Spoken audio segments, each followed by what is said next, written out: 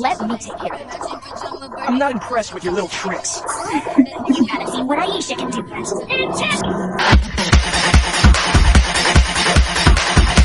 Bitch, I had one chance to interest you. Continuing our series on childhood nostalgia, there's one thorn in my side I've mentioned more than once. Something painfully familiar. If you desire, you can become one of our bunch. Yeah, we've finally, chronologically, arrived at the Winx Club review. For fuck's sake. Every time I say that, I feel like I'm such a moron, you have no idea. If you desire, you can become one of our bunch. Winx.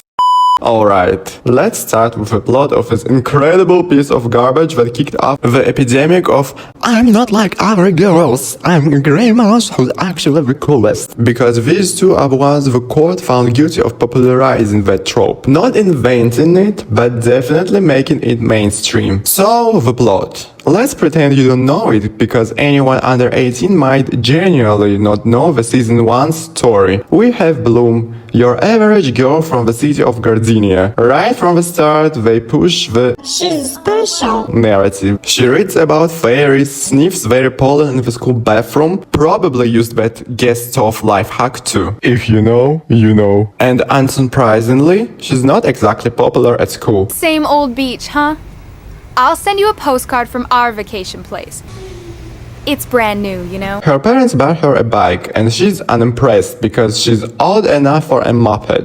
Girl, on my 16th birthday, I got a happy birthday and that was it. So she mops to the park where she meets someone. God, their animation choices are either genius or my rotten brain is just going places it shouldn't. Especially since in the dub, which I grew up with, it hits different. And of course, our coolest girl solves everything. Her dad figures she's been sniffing magic pollen again. And after she gets attacked by a dude with some serious nipple piercing? Yeah. Definitely. But you can't keep an ungrateful daughter around. So she gets shipped off, along with this sunny girl named Sailor, to Hogwarts. Except it's from Temu version and it's called Althea. There, our cool girl brags to everyone about how much cooler she is. Princess of Callisto was supposed to come here this year, but she changed her mind for some reason. She gave me a letter to give to the headmistress. I just won't give it to her, that's all. Princess of Callisto, Ah, Veranda of Callisto. Yeah, that's me. Turns out she's not, but since she's the main character, they obviously let her stay anyway. Isn't there something you forgot to tell us? My name is Blue and I'm from Earth. She must be a magical creature. Now go to bed. And so our squad of 5 comes together. Plus, there was also a 6th dark-skinned member at some point, if you know what I mean. What? Manon isn't in Cat's Eye anymore, and Aisha wasn't even in Winx back in the day. Whatever. Also their outfits? You can't call them cloths, just random fabric scarps. Bold fashion choice stylist. Real bold. And hey, mind if I keep going with my whole Cat's Eye tangent? Fine. Anyway, what else? Oh yeah, there's a villains. Not 1, not 2, but 3 and 3/4. You know that feeling when you thought friendship was like Winx, but it's actually more like tricks. I mean, get real. This little thing could never hold the power of the dragon. It doesn't take a genius to figure that out. Be quiet!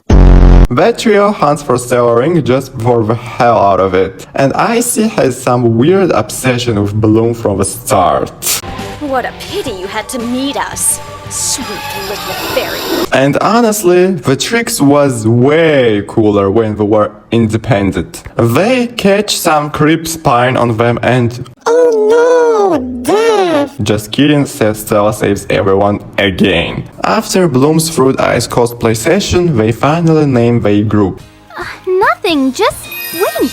Then we get a party with the boys, the most useless character in the show. Just imagine, fairies, witches, spells everywhere, and your weapon is just a sword. Though, gotta say, Brandon's swords is the biggest. Stella clearly has taste. What am I even saying? Bloom gets shopping and we get the most legendary stupid scenes in whole show. Too expensive. I'll pay for it. No, Stella. You might offend her. Basically, the witches try to mess with the fairies by placing some adorable red snakes, but the fairies aren't impressed and swap them to lame butterflies. And Bloom almost dies again, third time in 3 episodes. Next is the most boring swamp episode ever. Then the witches invite Stella on 4% date. She doesn't appreciate the joke and they got to bail her out of the ring. Jokes aside, I was genuinely scared for Stella. Best moment of the season.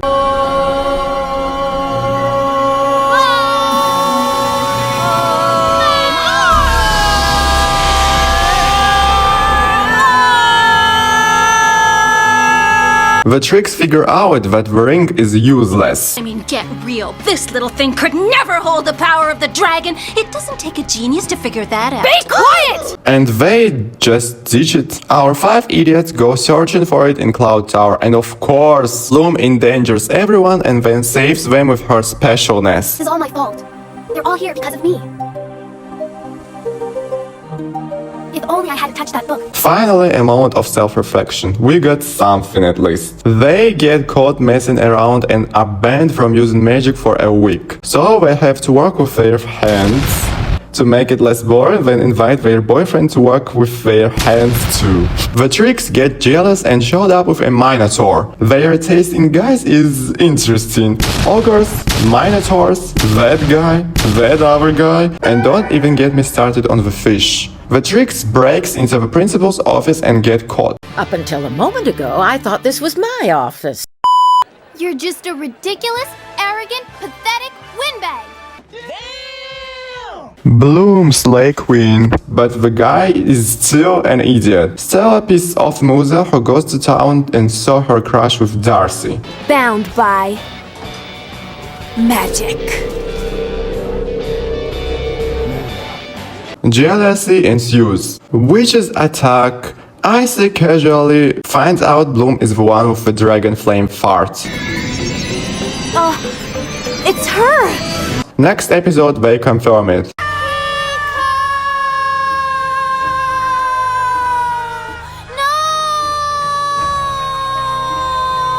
God, the English dub is so emotionless. Never thought I would say that. Boring episode with Flora and flowers. Then we found out humans are trash, which is true. You'll regret it. You're throwing away a wonderful opportunity. Bloom can see souls, obviously. The aura reveals the true nature of people. Who even surprised? And that her good parents couldn't have birthed this. That baby was you. Then this means that I'm not your daughter. You adopted me. Bloom, you are so smart. How did you guess? She storms into Cloud Tower with the guy to find answers, but gets tricked.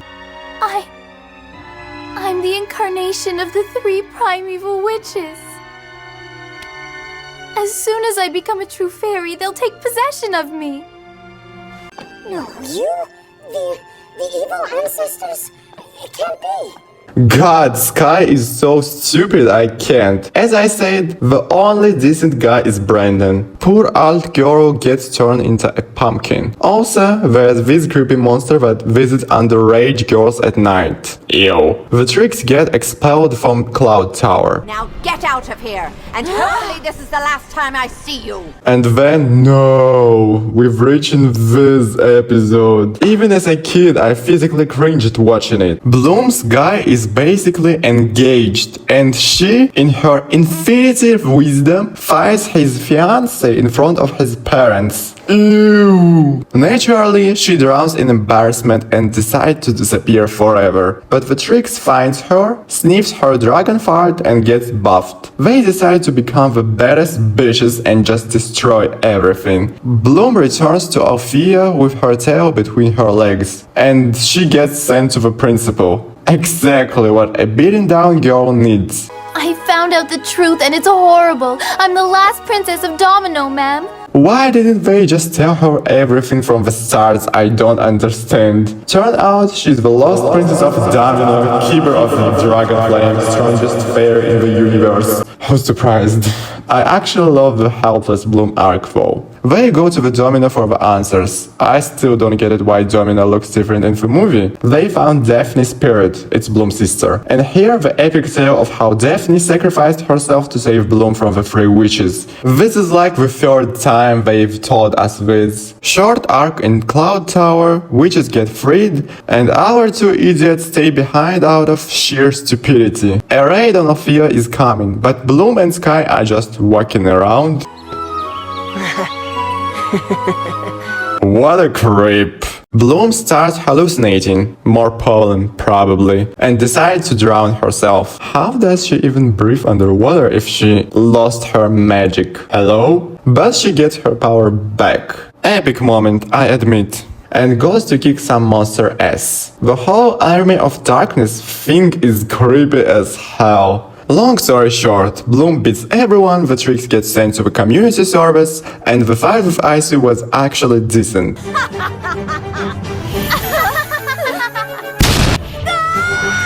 Each tricks got their own dragon, which was cool. Season ends with a wild party, and that's it. Let's talk about animation.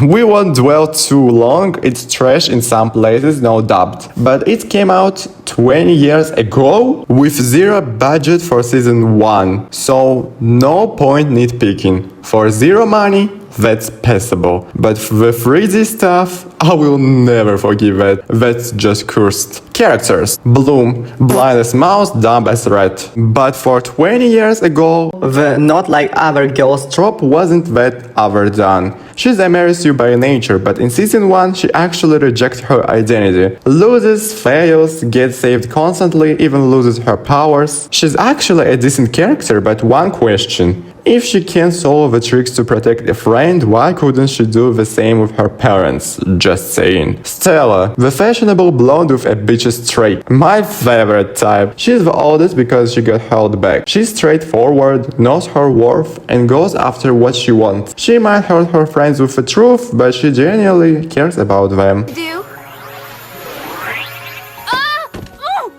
Hey, are you crazy? Ha! You were 3 feet off the ground! Please, be nice to my friends. I'm the only one allowed to torment them.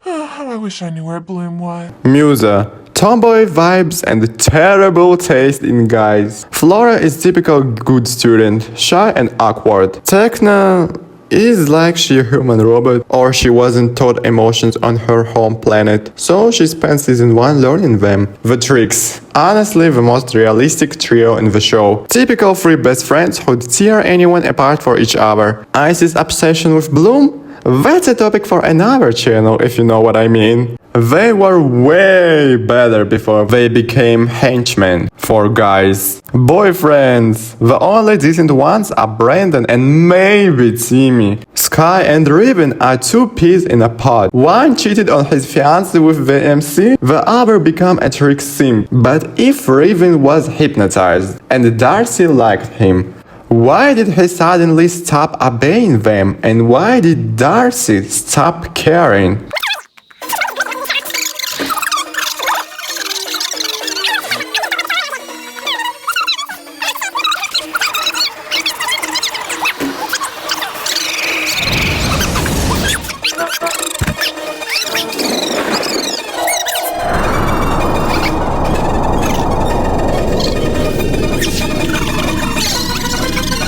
Well, that's enough for now. Drop a comment about which season you started watching Winx, your opinions and something like that. Hit the like and subscribe. Bye!